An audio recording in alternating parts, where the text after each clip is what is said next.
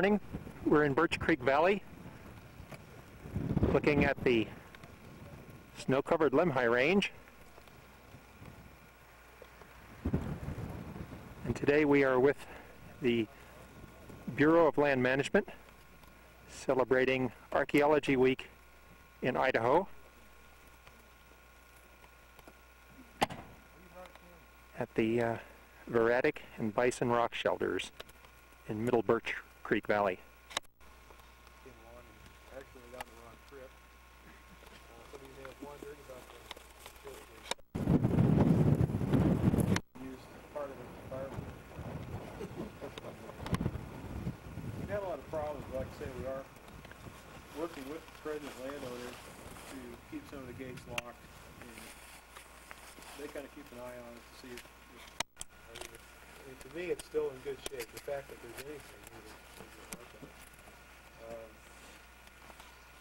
Everything original is in red, and the black is to the added.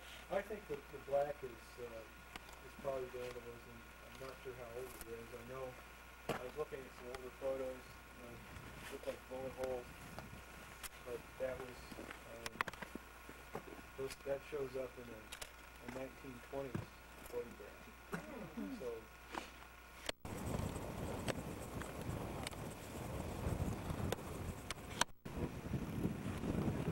At the Lemhi Range, the 10,805-foot peak that we would like to name for Dr. Earl Swanson can be viewed across Birch Creek. That is Swanson Peak.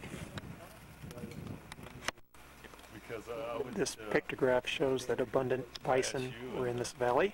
They've incorporated all the contract reports with the history museum stuff, and it's just all lost in there. I mean, it's hard to find, like... The stripes may represent coups of some kind, and perhaps a shield, and the headless warrior. It's probably a mountain goat. Not sure which animal that is, though. I tend to be walking. Yeah, that's probably a moose with the nose and the hump and the antlers. That must be a right-handed person. He's got fingers on his right hand.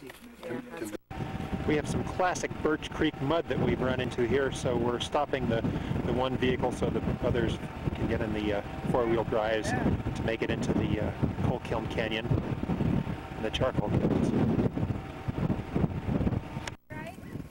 What? What? We have the outbreak. We are at the charcoal kilns. Now I brought a little wimpy sandwich. Hot coffee. Steak.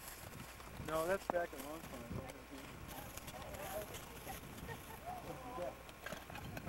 time. And it was a little bit of winter coming in here today. Charcoal was made here for the lead smelter at Nicolia across the valley. The heyday for lead mining at the Viola mine was 1882 to 1885. There were probably about 20 different kilns, and 4 of them remain standing and are preserved. There's the Lemhi Peak that looks like a ship's prow that I would like to name for Joseph B. Umpleby. I plan to climb that a little bit later in the spring. I don't think it's yet been climbed. Above the kilns there are dumps of timber that never made it to charcoal. Shortly we will be heading across valley to the base of the Beaverhead Range to examine the Jaguar cave. And straight on. That's okay, I can't see down. We're getting there, believe me. Really. There they go. Yeah. To the Jaguar cave.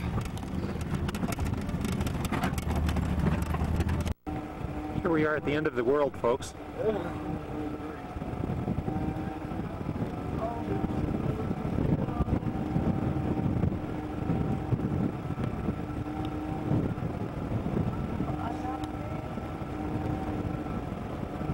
Whew, made it. Now it's our turn. Seatbelts are fastened.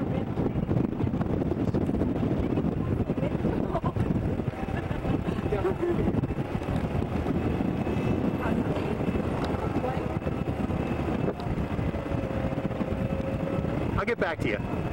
Can you believe it? We made it to the Jaguar Cave in Indian Head Canyon, which is at the base of the Beaverhead Range.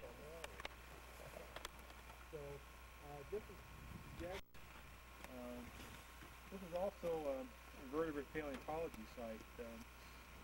When they excavated this, they did find some archaeological remains.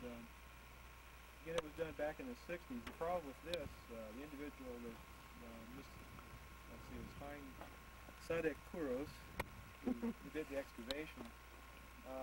Apparently, she took most of the material with her and went back east to, was it Harvard? She was at Harvard, right? Harvard.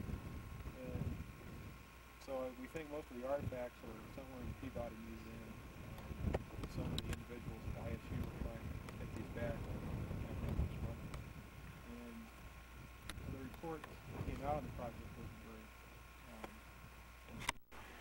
In the Jaguar Cave, the ice reminds us that winter is not very far away.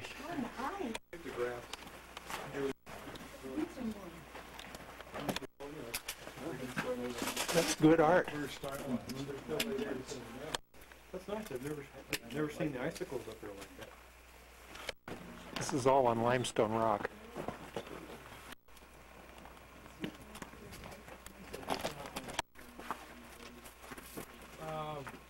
We were just having a major discussion on what that black hard stuff is, and it's BG, bat guano. Yeah, that's what the... It just gets damaged. Oh, this is part of they placed the seat. Here's a section of more recent excavation at the Jaguar Cave.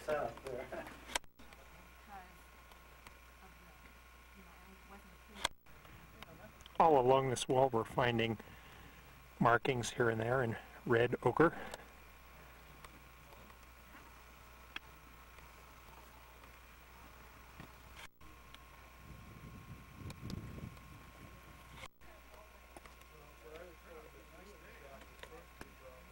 The Jaguar Cave is on the north side of Indian Head Canyon, facing south.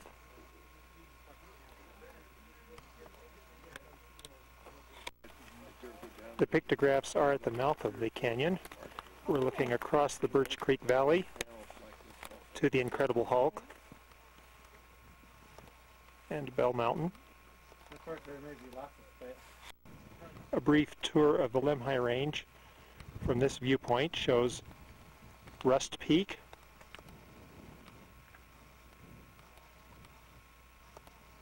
Squaw 1, Squaw 2, Lame Jake,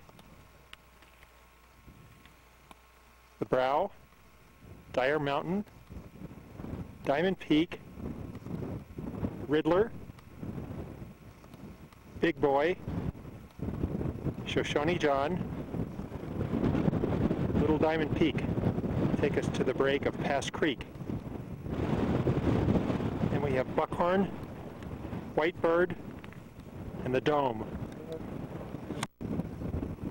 Bald Mountain, off the main crest of Lemhi's. Shrill, Tyler Peak, Mount Hoops. This aspect of Indian Head Canyon perhaps was glacial, denoted by the U-shape. Up a little further towards the head of the canyon, it's V-shape, so that probably was not glaciated.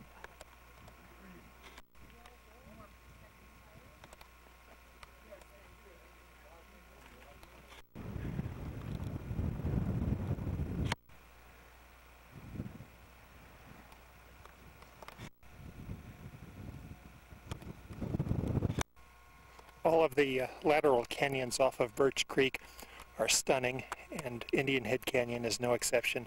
It's beautiful. Spring is on the way, believe me. One of the archaeologists was talking about lichen dating. That sure is an interesting concept to determine the age of lichen. Well, let's head down to the canyon floor. Shortly we'll be heading back to Idaho Falls I do want to say that this has been a wonderful day of exploration, a way to really get in touch with the land where we have seen human habitation to 10,000 years before present. Kind of puts life in perspective. All in all, not a bad day. And we're back the same day, thanks to Dick Hill, archaeologist at the Bureau of Land Management.